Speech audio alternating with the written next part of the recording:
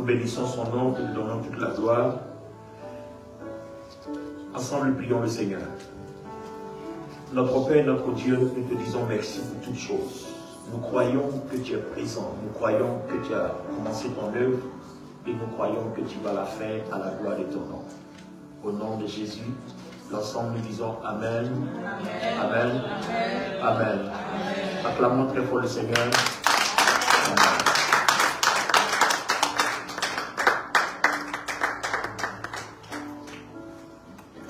Aujourd'hui, nous allons changer de sujet, mais dans le même ordre, on va évoluer, dans le même ordre, on va changer de sujet.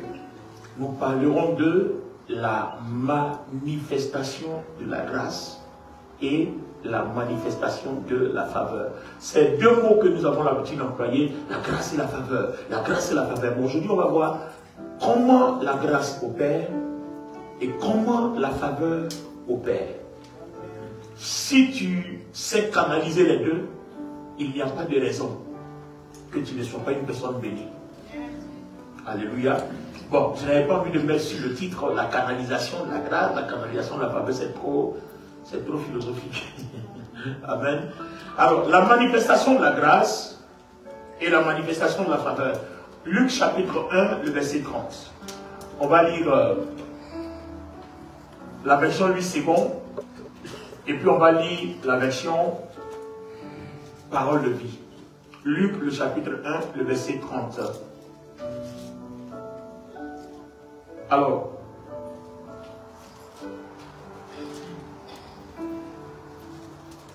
allons-y rapidement. Luc chapitre 1, verset 30. Oui, il dit quoi? L'ange lui dit, ne crains point, Marie. Oui. Car tu as trouvé grâce devant Dieu. Waouh. Ne crains point Marie, car tu as trouvé grâce devant Dieu. Et ça, on est dans quelle version? 8 secondes. Donc 8 secondes dit, Marie a trouvé grâce devant Dieu. Alors, parole vivante. Je vais lire parole vivante. Le temps que tu nous lises.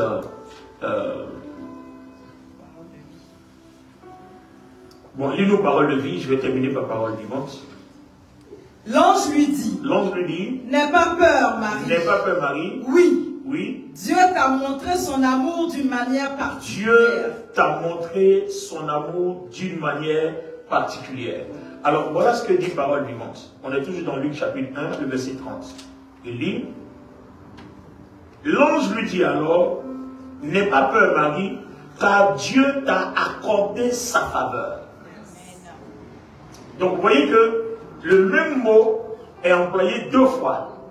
On a l'impression que c'est la même chose, mais ce n'est pas ça. Asseyez-vous, je vais vous expliquer. La grâce, ce n'est pas la faveur. Et la faveur, ce n'est pas la grâce. Gloire à Dieu, je vais vous expliquer. Essayons de comprendre, d'accord? Je ne veux pas vous choquer, mais je veux que vous soyez bien assis pour comprendre. Vous voyez ici, Dieu emploie les mêmes mots vers Marie. Donc, Dieu fait grâce et Dieu accorde sa faveur. On a l'impression que la grâce est égale à la faveur. Mais la grâce n'est pas égale à la faveur. Mais Dieu peut accorder la grâce à quelqu'un et Dieu peut accorder la faveur à la même personne. Amen. Dans les deux contextes employés, on a l'impression que les deux sont similaires. Mais non, écoutez bien. Regardez une chose. Je vais aller dans un autre verset. Permettez-moi que je vous lise. Lis avec moi Luc le chapitre 22, le verset 29.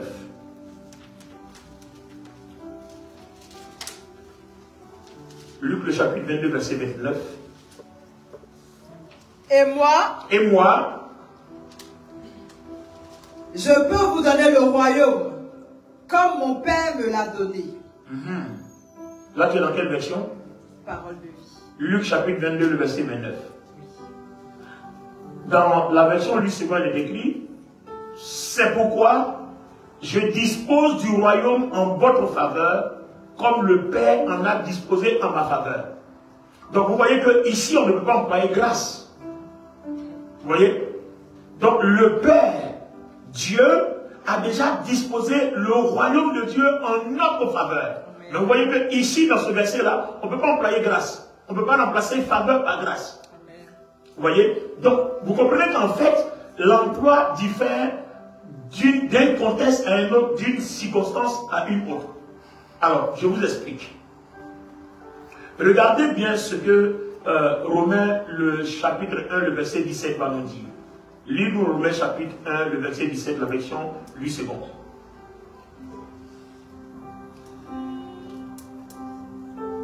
Parce qu'en lui, oui, est révélée la justice de Dieu par la foi. Parce qu'en Jésus-Christ est révélée la justice de Dieu par la foi. Et pour la foi. Et pour la foi. Selon qu'il est écrit. Selon qu'il est écrit. Le juste vivra par la foi. Donc vous voyez que nous sommes justifiés par la foi. Mais maintenant, ce verset-là, on le comprendra si on le prolonge sur Éphésiens le chapitre 2, le verset 8. Reste toujours dans lui second. Suivez bien, hein, suivez bien. Si vous ne restez pas tranquille spirituellement, vous n'allez pas comprendre. Allons-y.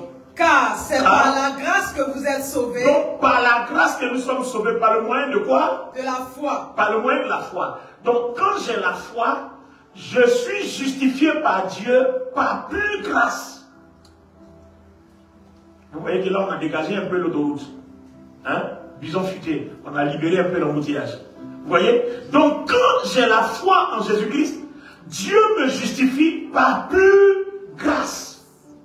Ça veut dire que, au lieu qu'il me punisse pour mes péchés, au lieu qu'il me tue, parce que je suis un pécheur, car, Romains 3, 23, tous ont péché et sont privés de la gloire de Dieu. Au lieu de me priver de sa gloire, il vient vers moi et il fait quoi? Il me sauve par grâce parce que j'ai eu la foi. Amen. Il ne me demande rien en retour.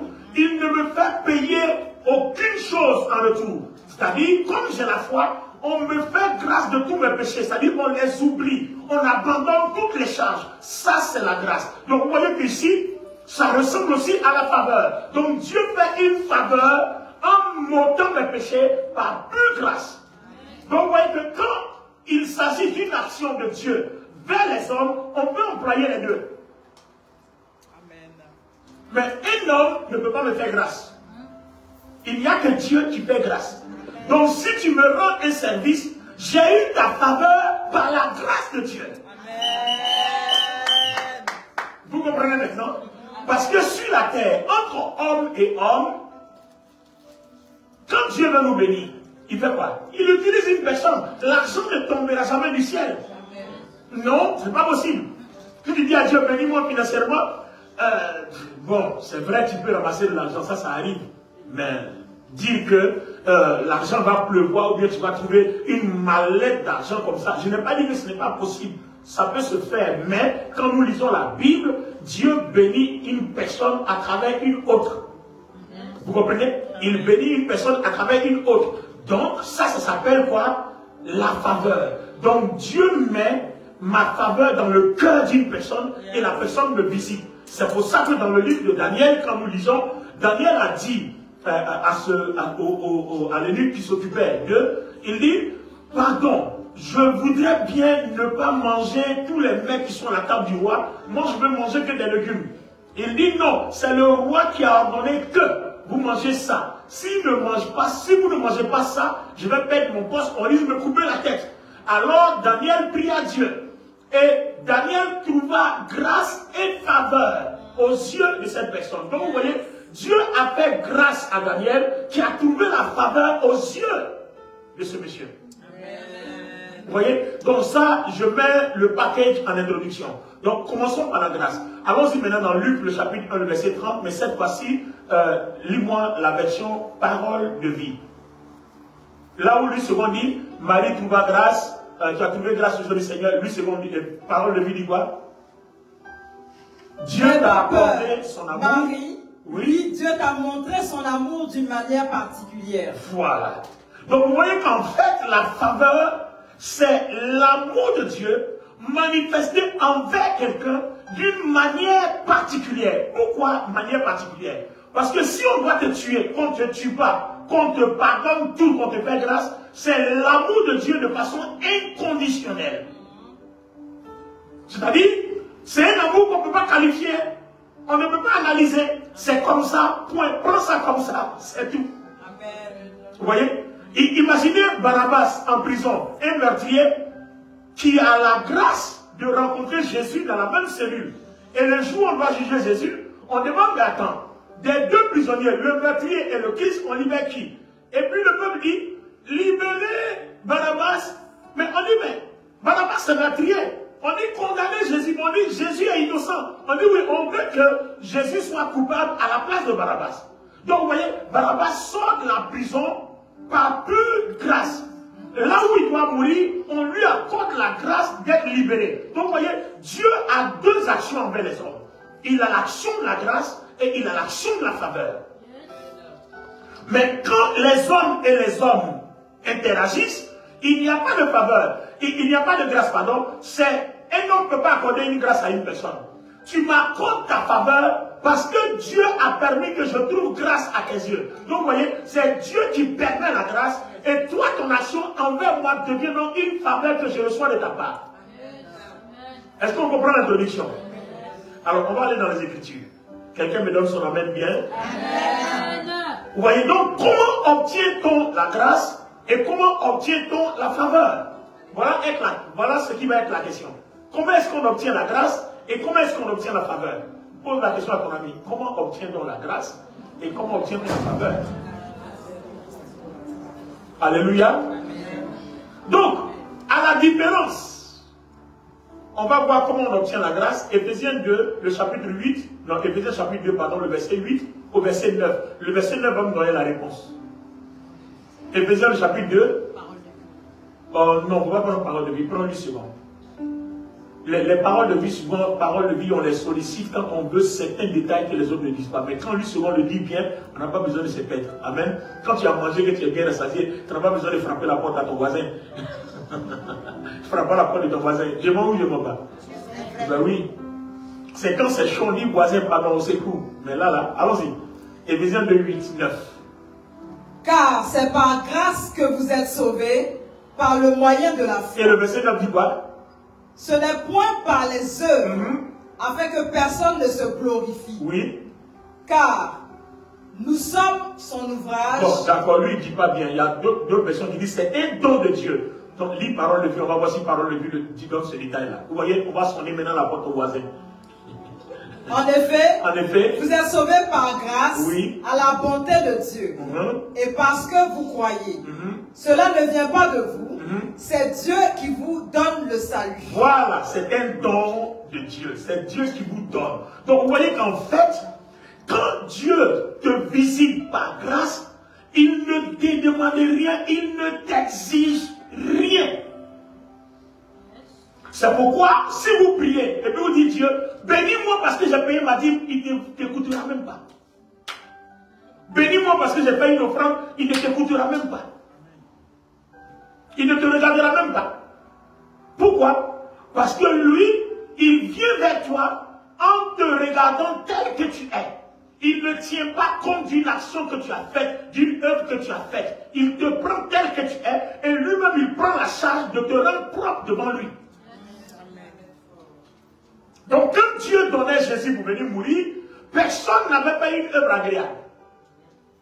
Personne n'avait pas une œuvre agréable. Dieu lui-même est venu à donner Jésus gratuitement. Car Dieu a tant aimé le monde. Il a tellement aimé le monde. Il a aimé le monde d'un amour inconditionnel au point qu'il donne Jésus pour mourir gratuitement pour nous. Ça c'est la grâce. La grâce n'exige rien. Par contre, si vous voulez la faveur, ça va être différent. Si tu veux la faveur, en ce moment précis, tu peux dire Seigneur, j'ai payé ma dîme. Donc j'ai besoin de faveur. Mais si tu veux parler de grâce, tu ne peux pas déposer devant Dieu quelque chose, parce que Dieu n'exige rien de toi en vérité. Quand on veut parler de grâce. Alors, pourquoi la faveur est exigeante? Je vous explique. Parce que une fois qu'on est sauvé par la grâce, nous devons entretenir une relation avec le Christ. Nous devons avoir une relation avec Dieu. Et cette relation-là nous exige un caractère et un modèle de vie. Et ce modèle de vie-là, Dès l'instant où ça satisfait Dieu, alors Dieu commence à manifester avec toi sa faveur.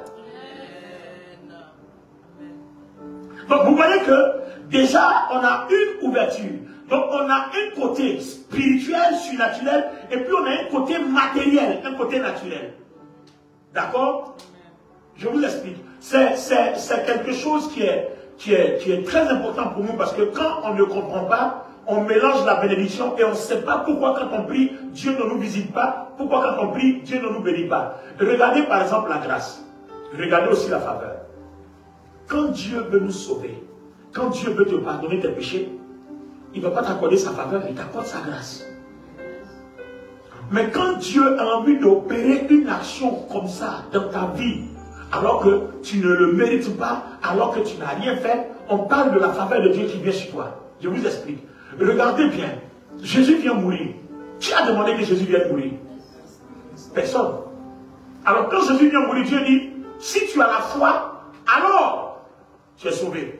Mais regardez, quand Dieu se révélait à Marie, quand l'ange est venu se révéler à Marie, pour dire, Jésus va être conçu dans tes entrailles, est-ce qu'on a demandé à Marie d'avoir la foi? Donc vous voyez que cette fois-ci-là, on n'exige rien. On te dit seulement, à cause du fait que tu rends tes entrailles disponibles, alors on te favorise. Donc vous voyez qu'à ce moment précis-là, l'orientation devient différente. Je viens te solliciter. Je veux qu'un enfant soit conçu pour sauver l'humanité. D'accord? Mais à ce moment précis-là, j'exige tes entrailles. J'ai besoin d'un canal par lequel Jésus va passer. Donc vous voyez que je sollicite quelque chose de ta part. Alors si tu mets la chose à ma disposition, alors tu bénéficies de ma faveur. Puisque si c'est pour la sauver, on ne lui demande rien. Elle est déjà sauvée par grâce. On dit si elle croit. Vous voyez? Mais la faveur, quand Dieu veut manifester sa faveur, il te réclame quelque chose. C'est pour cela que quand tu donnes ta dîme, en retour il te bénit. Ça c'est une action de faveur. Vous voyez? Ça c'est la faveur. Quand tu payes une offrande, il te bénit. Quand tu soutiens l'œuvre de Dieu, il te bénit. Ça c'est la faveur. Pourquoi? Parce que le principe dit, dans le livre de Luc, le chapitre 6, à partir du verset 38, il dit, à celui qui donne, il lui sera donné. C'est-à-dire, si tu rends quelque chose disponible, toi aussi on te rend autre chose disponible. Et si tu ne rends rien disponible, on te rend rien disponible. Donc vous voyez que la grâce exige de toi, te demande quelque chose et te donne le centime ou alors le double ou alors une portion supérieure. Mais la faveur, elle est surnaturelle. C'est pour le salut. Pour aller au ciel, on ne t'exige rien. Pour aller au ciel, on ne te demande rien. On te demande d'avoir la foi. Le problème, c'est que tu peux avoir la foi, tu peux être sur la terre, et puis tu es pauvre. Et puis tu es sans emploi. Tout ce que tu fais ne marche pas. Pourtant tu as la foi. Pourtant tu es né de nouveau. Pourtant tu es sauvé.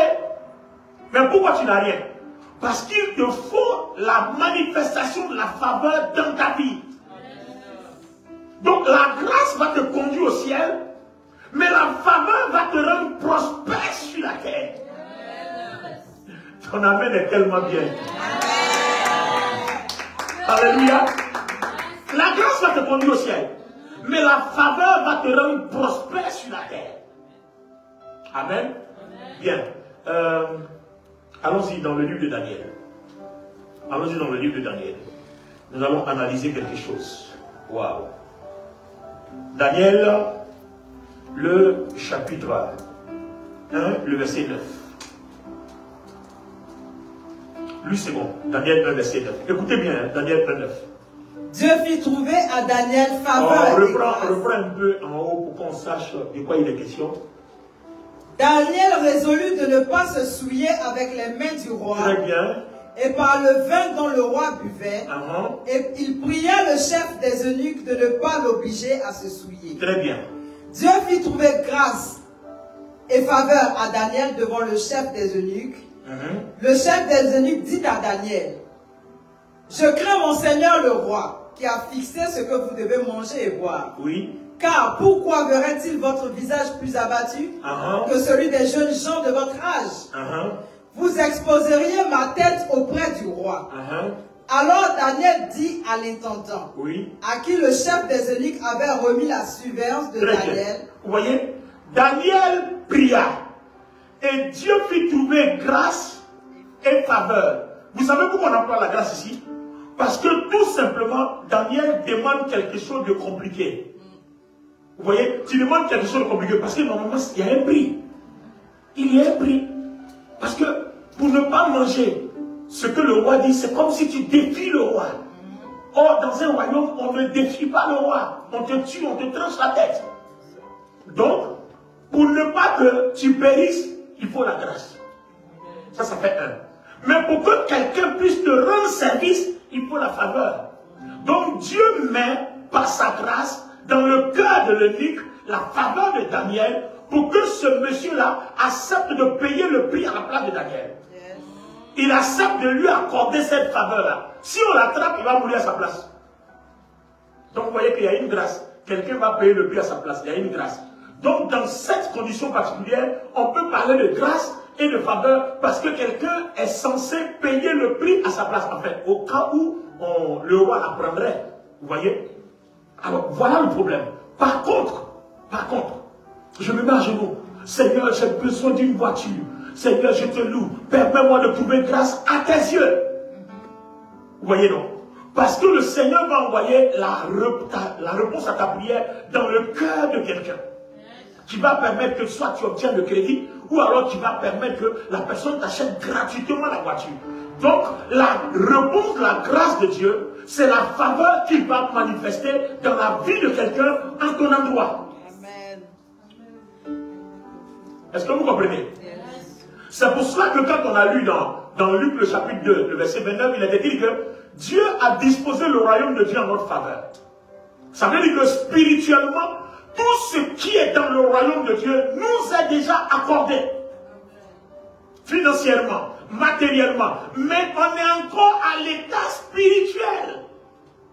Ah, c'est spirituel. Mais maintenant, tu es né de nouveau. Le royaume de Dieu est à ta disposition. Tu as l'or, tu as tout du royaume, mais tu les as spirituellement. C'est-à-dire, en esprit, tu es riche, mais sur la terre, en vérité, tu es pauvre. Alors, qu'est-ce qu'il faudra? Il va falloir que tu sèmes. C'est par la sémence que la faveur naît. Parce que si tu donnes, on te donnera. Si tu ne donnes pas, on ne te donnera jamais rien. Et on dit bien, quand tu donnes, on te donnera en fonction de la mesure dont tu t'es servi. Et le principe dit quoi? Si tu donnes aussi, ça te revient au centuple. Donc vous comprenez que c'est différent. Si je veux maintenant rentrer dans le domaine de la prospérité matérielle, la prospérité financière, je dois apprendre à s'aimer. Je dois apprendre à faire du bien aux autres. Je dois apprendre à aider les autres. Je dois apprendre à ma vie doit affecter la vie des autres pour que le jour où je suis en difficulté, les autres me viennent en aide. Le Seigneur m'a donné une parabole à ce sujet-là dans le livre de Luc, le serviteur infidèle. Est-ce que vous vous souvenez, le serviteur infidèle? Regardez cette parabole. Un serviteur infidèle, pendant que ma lectrice me trouve le verset, un serviteur infidèle gère les biens de son maître. Suivez bien, il gère les biens de son maître. Il va se passer quoi? Il est malhonnête. Alors, on fait dire à son maître que ton serviteur malhonnête est en train de dilapider tous tes biens. Le maître le fait appeler. Il dit, rends compte. Alors, qu'est-ce qu'il fait? Il appelle toutes les personnes qui doivent à son maître. Et puis il dit, toi tu dois combien? L'un lui dit, moi je dois 100 millions. Il dit, bon, Marc, tu dois 50 millions. Les autres 50 millions là, on lui demande, on fait comment? On dit, garde ça à côté, toi et moi on se voit après. Il appelle un autre, toi tu dois combien? Il dit, bon, moi je dois 200 000 euros. Il dit, mais 100 000 euros. Il dit, mais aïe, et les autres 100 000 euros, garde ça, on va parler de ça après. Parce que je sais que mon maître va me chasser. Quand il va me chasser, là, toi et moi, on a quelque chose à régler. Vous comprenez, non? Il dit, un autre, toi tu dois combien? Il dit, ah, moi je dois 2 kilos d'or. Il dit, ben, Marc, un quart. Voilà, un tiers. Mais et les autres là, il dit, mets ça à côté, on va se voir après. Et son maître le félicite. Aïe, tout le monde est étonné. Son maître le félicite. Il dit, bien, tu as bien travaillé. Alors quand le Seigneur prend la parole, le Seigneur dit, faites-vous des amis avec des richesses infidèles. Si des gens avec des richesses infidèles se font des amis, imaginez-vous, vous les chrétiens, qui avez des richesses fidèles. Alors, lis-nous on va bien analyser le contexte et nous allons dire ce que nous avons besoin, besoin de retenir. Allons-y. Écoutez très bien la parabole. Écoutez très bien, s'il vous plaît. Jésus dit aussi à ses disciples. Jésus dit à ses disciples. Un homme riche avait un économe, oui, qui lui fit dénoncer comme dissipant ses biens. Il l'appela et lui dit, qu'est-ce que j'entends dire de toi? Rends compte de ton administration, oui, car tu ne pourras plus administrer mes biens. L'économe dit en lui-même, oui, que ferai-je, puisque mon maître m'ôte l'administration de ses biens? Travailler la terre, je ne le puis. Mendier, j'en ai honte. Je sais ce que je ferai. Pour qu'il y ait des gens qui me reçoivent dans leur maison quand je serai destitué de mon emploi. Pour qu'il y ait des gens qui me reçoivent dans leur maison quand je serai destitué. Donc, qu'est-ce qu'il va faire? Il va s'aimer dans la vie des gens.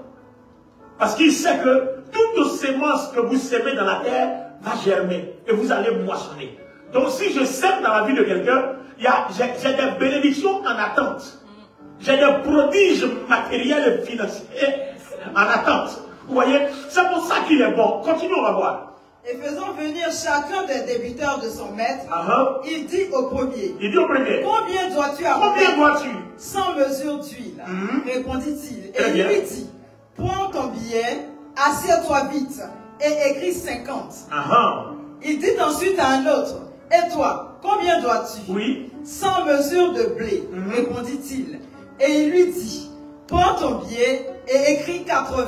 Très bien. Le maître loua l'économe infidèle de ce qu'il avait. Le maître fait quoi? Loua l'économe infidèle. L'économe infidèle est loué. Pourquoi? Parce que dans sa bêtise, il est intelligent. Continue. Car il avait agi prudemment. Il a agi quoi? Prudemment. Très bien, continue. Car les enfants de ce siècle sont des prudents à l'égard de leurs semblables, que ne le sont les enfants de lumière. Et moi, les enfants du monde sont prudents à l'égard de leurs semblables, mais les chrétiens ne font même pas attention qu'il faut s'aimer dans la vie des autres. Il faut se faire des connexions, il faut se faire des relations, parce que ça là, ça porte au demain. Quand tu as fermé toutes les portes, les relations dans lesquelles tu as sémé là, c'est eux qui deviennent ton soutien. Hey my God! Hey my God! Hey my God! La grâce et la faveur. Quand vous s'aimez dans la vie des gens, quand vous tissez des relations, quand vous créez cette atmosphère, le jour où vous êtes coincé, vous avez la faveur des autres. Et le Seigneur dit, les païens savent le faire, mais les chrétiens ne savent pas le faire. Les païens savent s'aimer dans la vie de leurs amis. Mais les chrétiens ne savent pas qu'ils ont une relation avec Dieu. Les chrétiens ne savent pas qu'ils ont une relation avec le Christ. Les chrétiens ne s'aiment pas dans leur relation. Ils veulent être là, et le jour ils sont chauds. Et ma soeur, est-ce que tu peux m'aider? Mais attends, c'est pas ta soeur qui te fait grâce. Quand tu viens avec ta soeur pour m'aider, c'est la grâce. Mais la grâce là, c'est Dieu qui donne. Lui donne gratuitement à cause de son amour inconditionnel. Mais ton frère en Christ ne t'aime pas d'un amour inconditionnel. Non. Ton frère et ta soeur ne t'aiment pas d'un amour inconditionnel. À celui qui donne, il lui sera donné. Tu donnes à ton frère, il va te donner. Tu sèmes dans la vie de ton frère, il va s'aimer dans ta vie. Mais Dieu, quand il ne s'aime pas, il t'aime d'un amour inconditionnel. Dieu, quand tu ne fais rien, il t'aime d'un amour inconditionnel. Parce qu'il a payé le prix par le Christ. Mais quand tu traites avec moi, c'est un terme de faveur. Tu sèmes dans ma vie, je sème dans ta vie. Mais quand il s'agit de Dieu, je n'ai pas besoin de s'aimer dans sa vie. Il a déjà tout s'aimé dans ma vie. Oh, come on. Donc avec Dieu, j'ai déjà la faveur. Avec Dieu, j'ai déjà la grâce. Mais avec mon prochain. Par contre, la faveur et la grâce que Dieu a déjà semé dans ma vie, tout est à l'état spirituel. C'est quand je provoque la semence dans la vie de mon prochain que ce qui est à l'état spirituel devient matériel de ma vie. Et le Seigneur Jésus dit, les païens savent le faire, sauf les chrétiens. Come on, somebody. Wow. Est-ce que quelqu'un est béni cet après-midi? Alléluia. Est-ce que mes amis internautes sur Facebook, vous êtes bénis? Amen. Dieu accorde sa grâce et sa faveur. C'est à l'état spirituel. Mais nous devons tenir compte que c'est par les relations que la faveur fonctionne sur la terre. Si j'ai une très bonne relation avec Nathalie, le jour où j'ai besoin de 1000 €, si même Nathalie n'a pas, elle va tout payer, ça ça là, lui, là, quand je lui donne, le jour où je suis conseillé, il me donne 2000. Donc elle va se battre pour ton nez. Mais toi, quand on te demande même, il n'y en a pas. J'ai pas. C'est chaud. C'est difficile. C'est compliqué. C'est pour tout ça que le Seigneur a dit, tu aimeras ton prochain comme toi-même. On n'a pas compris cette relation-là. Aimer son prochain comme soi-même, c'est être à la disposition de ton prochain quand il a besoin de toi. Parce que le jour où ce sera chaud, la faveur dont tu t'es servi va te revenir. Oh, ton amen est trop bon dans cette salle. Alléluia. Et ça, nous avons besoin que le Saint-Esprit ouvre notre intelligence pour comprendre ça. Pourquoi vous êtes dans vos maisons, vous priez, Seigneur, donne-moi du travail, et puis vous n'avez jamais du travail.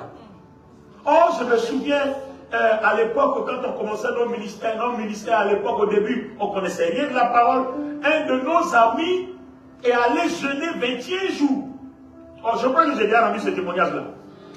Après 21 jours, il prie le Seigneur, il se lamente. Seigneur, j'ai jeûné, j'ai prié, je n'ai pas eu, j'ai besoin de travail. Et puis le Seigneur lui demande, dans ta chambre ici, tes chaises, tes fauteuils que tu as là, c'est des entreprises. On peut travailler là-bas. Sors, va déposer tes CV dans les entreprises et puis viens te procéder pour prier. Laisse ton numéro de téléphone, on va t'appeler. Où est la différence? Il prie dans sa maison pour que la grâce de Dieu se manifeste à son endroit. Mais la grâce de Dieu ne va pas transformer les fauteuils et les chaises en entreprise. Donc, va au dehors, va déposer ton CV chez les personnes qui ont créé les entreprises. À cause de ma grâce, la faveur va se manifester dans leur cœur pour que ton dossier soit retenu. Quelqu'un dit avec moi la grâce et la faveur. Est-ce que vous comprenez maintenant? C'est pour cela que un des principes pour bénéficier de la faveur sur la terre au milieu des hommes, c'est quoi? C'est la relation. La relation. Et il y a une première relation qui dit, tu aimeras Dieu de tout ton cœur, de toute ton âme, de toute ta pensée, de toute ta force et de tout ton tout. Mais la deuxième dit, tu aimeras ton prochain comme toi-même. Et c'est ce côté-là, c'est sur ce côté-là que nous avons l'échec. Aimer notre prochain comme nous-mêmes. C'est sur ce côté-là. Mais aujourd'hui, vous savez que aimer son prochain, ça appelle la faveur de Dieu dans notre vie. Ah oui. Aimer son prochain, ça appelle la faveur. Parce que sur la terre, les anges ne nous donnent pas un emploi. Les anges n'ont pas d'entreprise.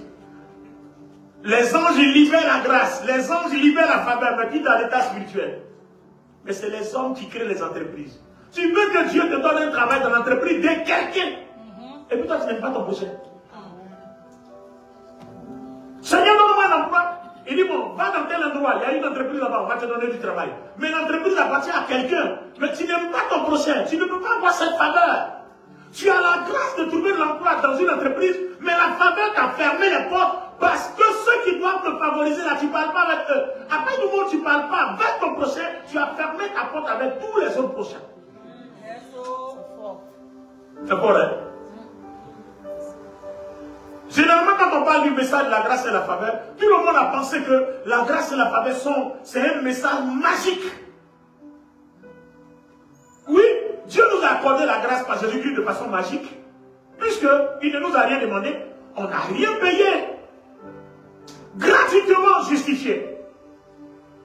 Mais gratuitement justifié est la richesse, et la prospérité, et les voitures, et les maisons. Beaucoup de nous avons la foi. On est né de nouveau, on est gratuitement justifié, mais on n'a pas de maison, on n'a pas de voiture, on n'a pas d'emploi, on n'a pas de richesse, on n'a pas de milliards, on est dans la pauvreté. Alors où est passée la bénédiction de Dieu qui dit, vous êtes bénis partout, tous les endroits, que vos pieds foulent, c'est votre bénédiction, vous savez, tout est à l'état spirituel. Maintenant nous devons matérialiser tout ça à partir des relations et des connexions. Ça s'appelle la faveur. La grâce te justifie. Tes bénédictions, tu vas les trouver au ciel. Mais la faveur te rend riche. La faveur te rend prospère. Parce c'est les relations, ce sont les interconnexions entre les gens, les hommes et les femmes, les hommes et les hommes, les femmes et les femmes. En tout cas, c'est les connexions. La faveur de Dieu a déjà disposé, la grâce de Dieu, pardon, a déjà disposé la faveur, ta faveur dans le cœur des gens. Mais seulement, tu ne les as pas encore possédés parce que tu n'as aucune relation, aucune connexion. Alors, partons de la base des deux commandements les plus grands.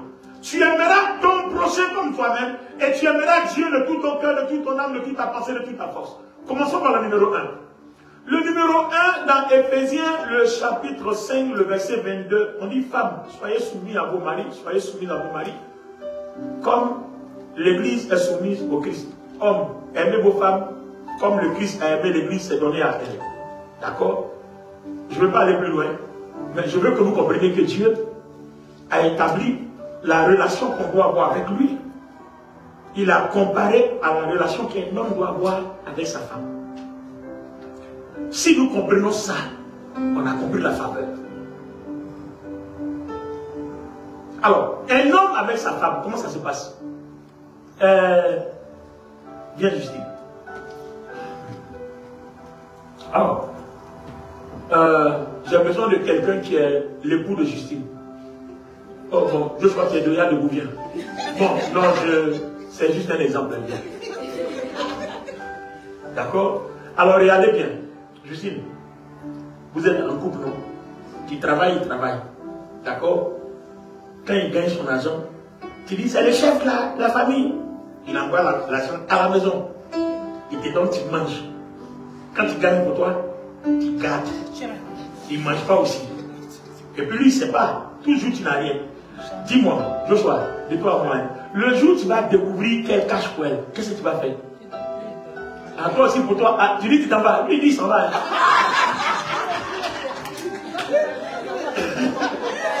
Pardon. Joshua dit pas dans le film.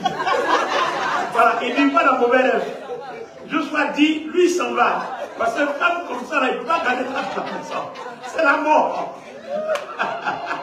D'accord. Je suppose que c'est parce qu'il est très jeune. D'accord? Mais il va avoir des tentatives, non? Tu vas lui dire, écoute Justine, si ça continue comme ça, moi aussi, j'ai commencé à garder pour moi. Vous voyez, non? Maintenant, si Justine, malgré ça, s'entête, alors qu'est-ce qui va se passer? D'accord? Il ne donne plus. Alors, regardez bien, nous sommes en relation avec le Seigneur Jésus. 1 Corinthiens 6, 17 dit, celui qui est uni au Christ est un seul être, un seul esprit avec lui. Alors, on montre que notre union est une relation maritale, spirituellement maritale, conjugalement spirituelle. C'est notre relation. Notre esprit est uni au Christ, notre esprit est marié au Christ. Ce n'est pas notre chair qui est mariée au Christ. Parce que j'entends les gens dire, je suis la femme de Jésus. Ce n'est pas ta chair, c'est ton esprit. D'accord? Jésus n'a rien à voir avec, il n'a rien à faire avec ta chair. Parce que c'est de la pourriture, c'est de la putréfaction, c'est le mal, c'est le diable, il ne fait rien avec. Mais c'est ton esprit. Donc vous voyez que, à partir du moment où le Christ et nous, notre esprit, nos esprits sont unis, vous voyez que ce qui est au Christ est à nous. Ce qui est à nous est au Christ. Le problème, c'est que le Christ nous a tout donné dans le partenariat, mais nous, on cache tout dans le partenariat. Et on veut que le Christ continue de partager avec nous. Donc, à cause de la grâce, c'est possible à l'état spirituel, mais matériellement, il y a un arrêt. Pourquoi? Tant que tu ne partages pas pour toi, parce que pour toi est matériel. Donc, c'est quand tu partages ton matériel que ce qui est spirituel devient aussi matériel dans ta vie. Aïe, aïe, aïe. Oh my God, oh my God, oh my God. Est-ce que quelqu'un comprend ça? Le Christ a tout partagé avec toi spirituellement. Et à cause du partage spirituel, de la grâce qui se manifeste dans ta vie, il y a les choses matérielles qui fonctionnent chez toi. Tu as les bras, tu as l'intelligence, tu peux faire tout. Donc quand tu as fini comme ça, que tu viens le dimanche, il faut envoyer la dîme à Christ. Il faut envoyer une offrande d'action de grâce tous les mois à Christ. Il faut faire des dons et des donations. Il faut aller évangéliser. Il faut intercéder. Dans l'église, il faut appartenir à un département. Parce que Christ te demande quoi? Il te demande seulement de jouer ton rôle pour que lui, sa vision là avance. Comme lui, il joue un rôle pour que toi, ta vie avance, il dit, toi, ta vie là, pour qu'il la partage avec toi, il faut que ça fasse avancer son œuvre. Voilà le partenariat. C'est une vie de partage. Or, toi, il te partage tout, et puis toi, tu gardes tout. Et donc, vous voyez, quand tu as gardé tout là, tu as un côté, Christ aussi a un autre côté. Donc, maintenant, quand la grâce vient là, la grâce doit traverser tout un fossé pour arriver chez toi. Donc, Satan, il se met au milieu. Et quand ça vient maintenant, il bloque, il est là. Donc, à celui qui donne, il lui sera donné. Mais et à celui qui ne donne pas, il ne lui sera jamais donné. Pourquoi? Parce que l'ennemi va se mettre au milieu. C'est un principe à respecter. Donc, tu vois que quand on te donne, et que tu donnes, tu as créé l'opportunité pour qu'on te le donne encore. Vous voyez? Donc, le partenariat avec le Seigneur est une relation. Notre vie chrétienne est une relation d'amour avec Jésus-Christ. Notre vie chrétienne, quand on dit ma relation avec le Christ, c'est une histoire d'amour. Parce que c'est comparé à un mariage humain.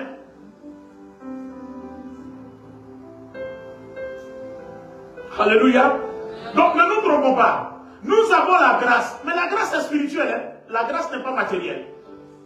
Mais c'est la faveur qui révèle la grâce à son état matériel. C'est la conclusion là qu'il m'arrête là.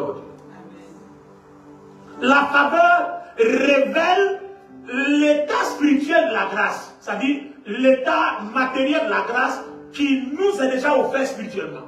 C'est la faveur qui révèle. Alors, le serviteur infidèle, qu'est-ce que le Seigneur a dit? Lis la suite de ce que le Seigneur dit, on va conclure avec. J'espère que quelqu'un est béni ce soir. Wow.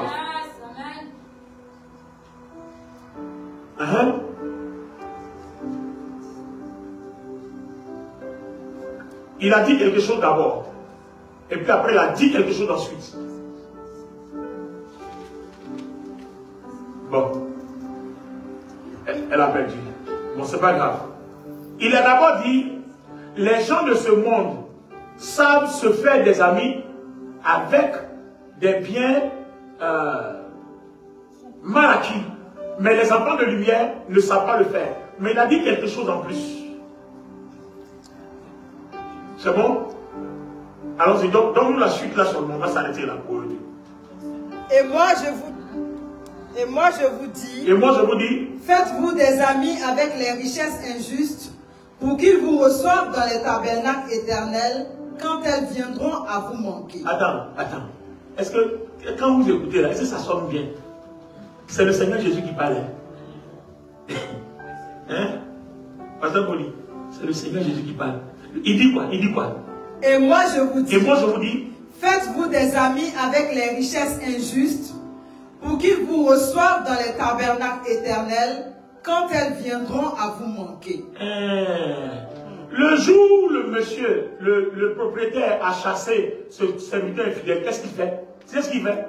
Il s'en va vers l'autre et dit, mon ami, bonjour. L'autre lui dit bonjour. Que puis-je faire pour vous? Il dit, non, j'ai perdu mon emploi. Mais souviens-toi que les 1 milliard là, tu as donné 500 millions. Il y a 500 millions ici. Donc les 500 millions là, le temps est arrivé pour qu'on partage. Moi je ne veux pas beaucoup. Hein. Prends 250 millions, donne-moi 250 millions. C'est-à-dire tu prends 250 millions pour le rôle que tu as joué. Moi il casse 250 millions. Supposons qu'il se promène comme ça chez 10 personnes. 250 millions par 10. Ça fait 2 milliards 500 millions. Et le gars s'en va bâtir son entreprise et puis il vit tranquille. C'est ça, faire des amis avec les richesses injustes. Il dit les païens savent le faire, mais les chrétiens ne savent pas tisser des amitiés. Ils ne s'aiment pas dans la vie des gens. Ils ne s'aiment pas dans la vie de Dieu. Ils ne s'aiment pas dans la vie de Jésus. Les chrétiens ont oublié que la prospérité, c'est la faveur du partenariat.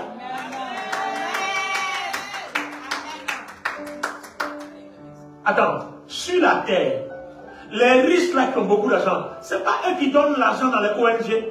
Et ça vous savez quoi? Quand ils donnent dans les ONG là, ça réduit les impôts. Eux ils sèment dans la vie des gens pour avoir la faveur du gouvernement. Oh my God. Et le Seigneur dit, les gens du monde savent le faire. Mais les chrétiens ne savent pas le faire. Parce que les chrétiens sont tellement méchants. Et c'est vrai que c'est le diable qui fait ça. Mais dans le monde là-bas, là, les gens sont gentils. Mais quand ils arrivent à l'église, de toute façon, ils deviennent méchants. Dans le monde, les gens vont en boîte de nuit. Ils peuvent payer un seul champagne à 50 €. Non, 50 €, je préfère même dire le montant le plus petit. Mais les mêmes 50 € là, dis-lui de donner ça à l'église. Il va dire il y a escroquerie à l'église.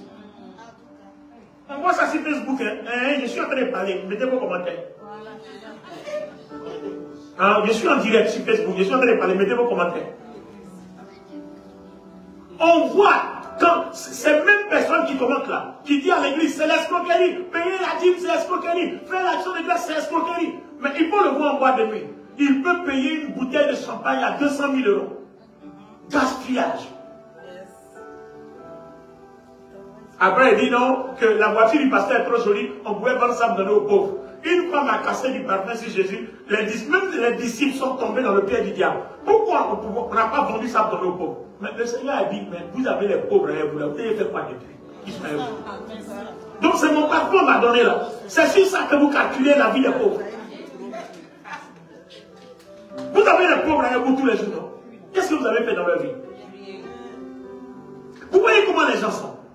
Ils peuvent s'aimer pour leur plaisir, mais ils ne peuvent pas s'aimer pour leur vie. Là où Dieu donne la vie, là où Dieu donne l'abondance, là où Dieu donne la santé, là où Dieu donne la guérison, là où Dieu donne la vie éternelle après la mort. Amen. Bois ton champagne, fais tout ça, mais après tu vas aller en enfer. Mais le prix du champagne là, si tu déposais à l'église et qu'on évangélisait avec, qu'on gagnait à Jésus, tous les drogués, tous les prostituées et toutes ces personnes-là, Dieu te le répondra. Il va permettre que tu trouves la faveur des hommes. Alors, nous allons prier ce soir, cet après-midi. On va dire à Dieu de nous toucher, de toucher notre cœur. On va dire à Dieu de remplir notre cœur de l'amour pour notre prochain. Parce que nos sémences parlent en notre faveur. Nos sémences parlent en notre faveur. J'ai pas entendu quelqu'un dire faveur. Nos sémences parlent en notre faveur. Vous savez pourquoi, quand on sème, on a la faveur? Quand tu as planté du maïs, le maïs ne reste pas en terre. Ça pousse. Et ça se multiplie. Le Seigneur nous demande de créer des contacts avec nos sémences. Regardez la parabole du bon samaritain. Il y a beaucoup de choses à dire sur la faveur. Les Samaritains sont en palabre avec les autres juifs. Vous savez pourquoi? Bon, je vais vous expliquer brièvement l'histoire de leur palabre. Vous savez ce que c'est? Président, tu vois, à l'époque de la déportation, quand il y a eu la déportation à l'époque, la Samarie, qui était la capitale d'Israël, et puis Jérusalem, capitale de Juda. Quand ils sont là à l'époque, en déportation, tu as vu que l'idolâtrie est rentrée là-bas d'abord. Et tous les déportés qui sont partis, ceux qui sont restés là, c'est l'idolâtrie qui est devenue là. Parce que le roi qui est venu s'asseoir là, qui les gouvernait, c'est ce qu'il a laissé comme héritage. Et le problème, c'est qu'ils se sont tellement prostitués dans l'idolâtrie que les autres ont commencé à les rejeter. Bon, ça, je ne rentre pas dans le détail, je parle comme ça, de façon générale. Donc, quand il va voir le retour, les autres là sont devenus carrément idolâtres. Mais pourtant, ils sont aussi des juifs. D'accord? Et pendant qu'on rebâtit Jérusalem et ses murailles, les autres sont dans la vraie adoration, tandis que les autres qui sont juifs sont dans leur idolâtrie. Donc, du coup, les autres trouvent qu'ils sont dans la vérité, et l'autre aussi trouve qu'ils sont dans la vérité. Au point que quand Jésus doit aller dans une contrée, s'il doit traverser la Samarie, il fait un détour. Et c'est en faisant le détour là qu'il a trouvé la femme l'autre. Vous comprenez? Et c'est un de ces Samaritains là qui va sauver un autre. Ses autres frères l'ont dépassé, et c'est ce Samaritain qui est en aversion avec eux, c'est lui qui va faire le bien. Et le Seigneur dit, il a semé le bien qu'il a fait là, et il l'oublia dans le ciel. Amen. Donc vous voyez que quand vous semez dans la vie de quelqu'un, le ciel va susciter des quelqu'un. Plusieurs quelqu'un. Le jour où vous êtes dans vos besoins, ce sont ces gens-là. C'est par eux que Dieu passe pour investir aussi dans votre vie. Aidez-vous de pouvoir prier. on va approfondir tout ça dans l'avenir. Tenez-vous debout, on va prier. Waouh. Waouh. Alléluia. Lève la main. Nous allons prier. Alors, pour tous ceux qui nous prennent en marche, nous sommes ici à Sarcelles. C'est à 3 rue du Bas-Péreux. 95 200 Sarcelles. Voilà. Pour ceux qui viennent en transport, c'est le RED, arrêt Gage, le bus 269 ou 270, arrêt Les Péreux. C'est au premier étage, tout de suite à droite. C'est tous les dimanches, de 15h à 17h30. Quand on commencera à 14h ou 14h30, jusqu'à 16h30, 17h, on vous le dira. Merci de nous avoir suivis. On va passer maintenant au temps de ministère où on va prier pour les gens. Si tu veux bénéficier de ce temps de ministère-là, rejoins-nous. Nous sommes aussi sur la plateforme Zoom tous les soirs, du lundi au samedi. C'est tous les soirs, à partir de 21h, heure de Paris. Et si vous êtes en décalage de 2 heures, c'est à 19h. Et si vous êtes aux États-Unis, ça va être à 15h. À Montréal, ça va être à 15h aussi. Alors, c'est 1 heure de temps de prière dans cette partie. Et l'identifiant Zoom, c'est 640 956 3308 et le mot de passe 1208. 640 956 3308, le mot de passe 1208. C'est tous les jours, du lundi jusqu'au samedi. Dimanche, c'est le repos parce qu'on est ici en présentiel. Dieu vous bénisse. Merci de nous avoir suivis. Rendez-vous dimanche prochain et sur le Zoom en semaine. Merci à vous.